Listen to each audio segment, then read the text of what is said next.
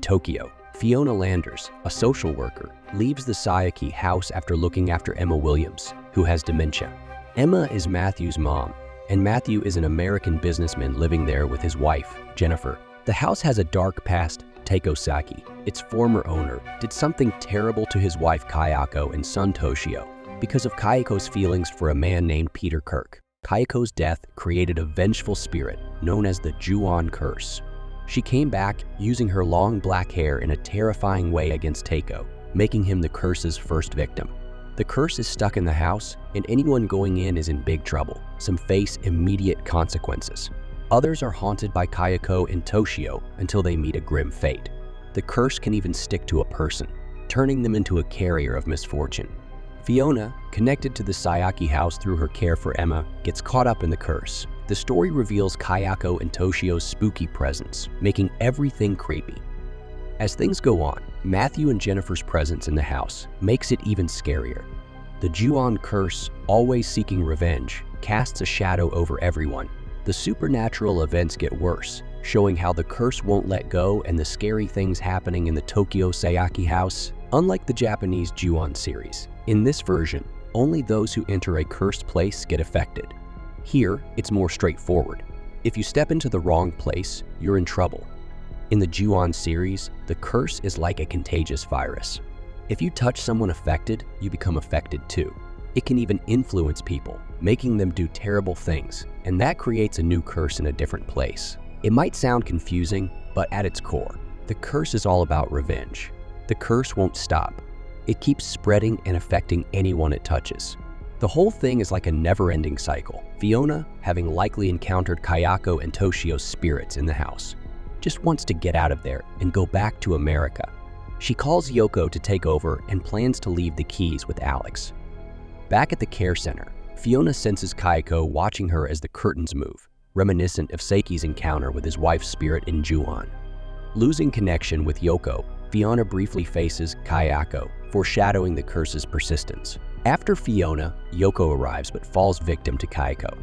Karen Davis is sent as a replacement by Alex, continuing the haunting legacy.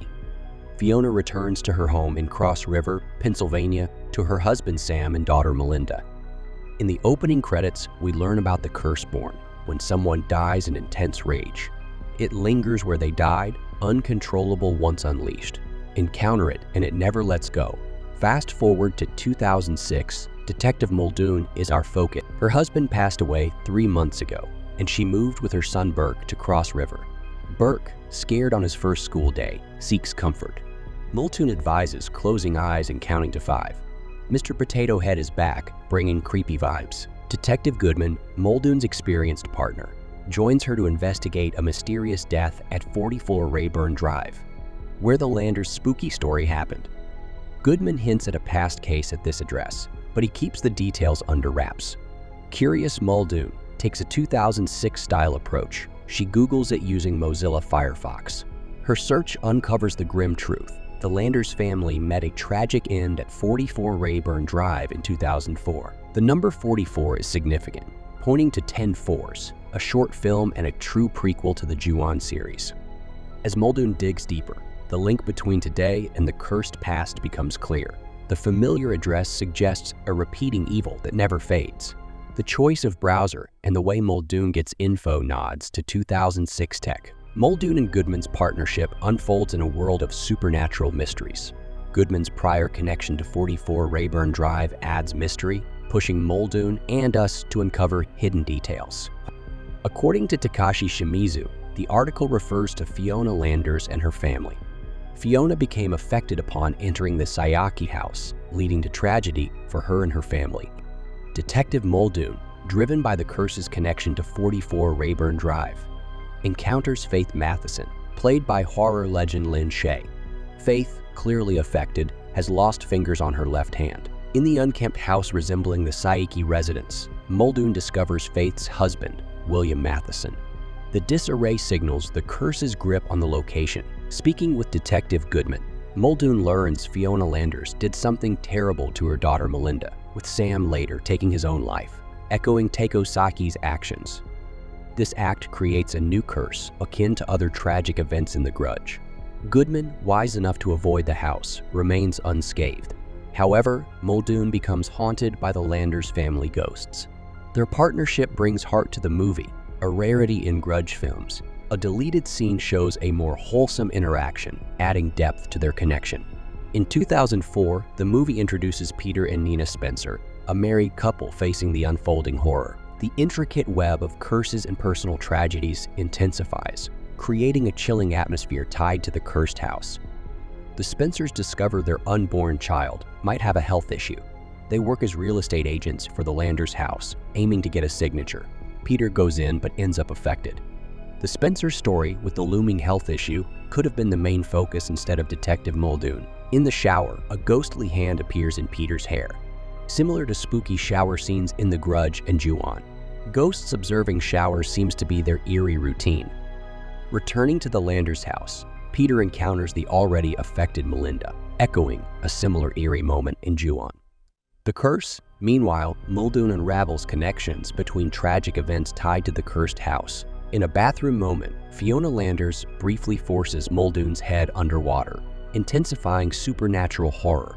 The movie shifts to 2005, telling Faith and William Matheson's story, a new couple at 44 Rayburn Drive. Faith, facing the worsening situation, opts for a drastic decision. They hire Lorna Moody as an exit guide for a controversial choice, a practice she claims to have been a part of at 44 Rayburn Drive. Lorna is the person found in her car in 2006. The revelation of Faith's deteriorating health adds a poignant layer to their story. Faith's decision to choose how she wants to end her struggle introduces the concept of a controversial choice. Lorna Moody, the guide, becomes a crucial part of this narrative, linking her role to the haunting events at 44 Rayburn Drive. The mention of Lorna's involvement in a controversial choice at the cursed location adds a mysterious element. Her discovery in 2006 hints at the ominous consequences tied to such practices within the cursed house. The police officer mentions that the authorities are already looking for Lorna, hinting that her activities are under scrutiny. Williams' monologue, including a deleted scene, reveals Faith's troubled history. The connection between Emma Williams' torment and Faith's possible torment by the Landers ghosts adds a supernatural dimension. Faith's interaction with Melinda's ghost, playing peekaboo, reinforces her deteriorating mental state, challenging the feasibility of her decision. Lorna's decision to stay for emotional support, possibly to avoid the authorities, introduces a mysterious element. Detective Wilson gets obsessed with the case and falls under the curse. When Goodman arrives, Wilson takes a drastic step. In 2006, Muldoon finds Wilson in a psychiatric hospital with a scarred face. Wilson warns the curse won't let Muldoon go, urging her to take drastic action against the haunted house. Exiting the hospital, Wilson is taken away for harming himself, tormented by the Landers ghosts. Unlike most cases, Wilson, affected since investigating in 2004, hasn't been killed but tormented for years. Muldoon listens to Wilson's tapes with references to previous films. Wilson, marked by the curse, urges drastic action against the haunted house and subscribing to this channel. His fate from investigator to tormented survivor adds a unique twist to the usual curse pattern. On the other hand, Muldoon faces the chilling consequences of meddling with supernatural forces tied to the Landers house. Muldoon, now aware of the curse's impact on Wilson, faces the daunting task of confronting the supernatural forces that have plagued him. While investigating the Landers case, Detective Wilson learned about the Psyche case in 2001, the origin of the original curse. He spoke to Detective Nakagawa from the 2004 Grudge film, believing an incident in the house caused something called Ju-on. Wilson thinks Fiona brought the curse from Japan, leading to her family's tragic end. Wilson's character mirrors Jake Kimball from The Grudge 2 and 3, both having extensive knowledge of the curse, facing torment, and ending up in a psychiatric hospital. At the police station, Detective Muldoon is eerily stalked by Sam Landers' spirit.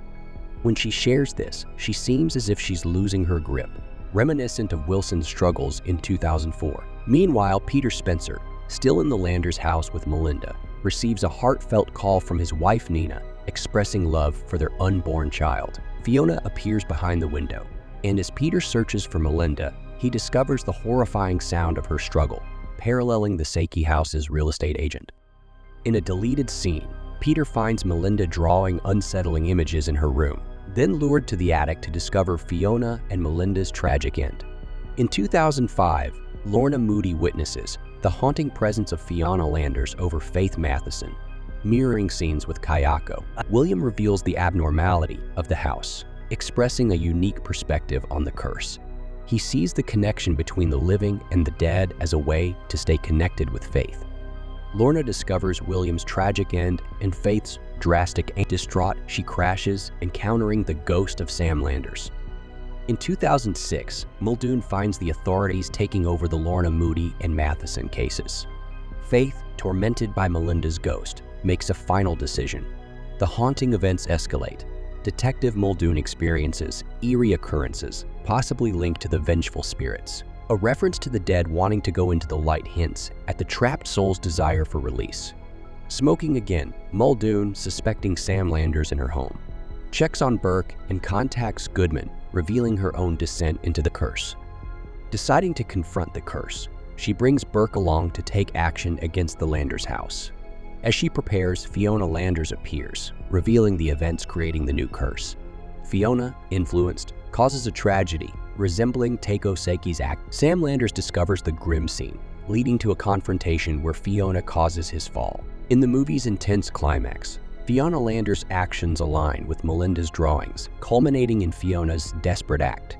Both Fiona and Sam, who fell, possibly injured themselves in a specific way, explaining their distinct sounds. Melinda, however, also echoes the sound without a clear explanation. Undeterred, Muldoon continues her plan to confront the curse. Despite telling Burke to stay in the car, he enters the house, prompting Muldoon to question him about fear. When he remains silent, she has a realization and ignites fire, revealing Melinda had impersonated Burke. The real Burke stays safe in the car as the house is set ablaze. Later, Muldoon bids farewell to Burke as he heads to school. However, the movie's final scene adds a surprising twist. The Burke she embraces turns out to be Melinda, and Fiona Landers takes Muldoon away. This twist signifies Muldoon's struggle to confront the curse despite her efforts. Maybe she should have subscribed to this channel, like Wilson said. The ambiguity surrounding the consequences of addressing the Landers house echoes past Grudge films. Aubrey in The Grudge 2 was told by Kayako's mother that addressing the house wouldn't affect the curse and might even strengthen it. The true repercussions of addressing the Landers house remain unclear, but it's evident the curse persists. In the end, The Grudge 2020 leaves viewers with a lingering sense of unease. Check out another video popping up on your screen now. To continue your horror marathon,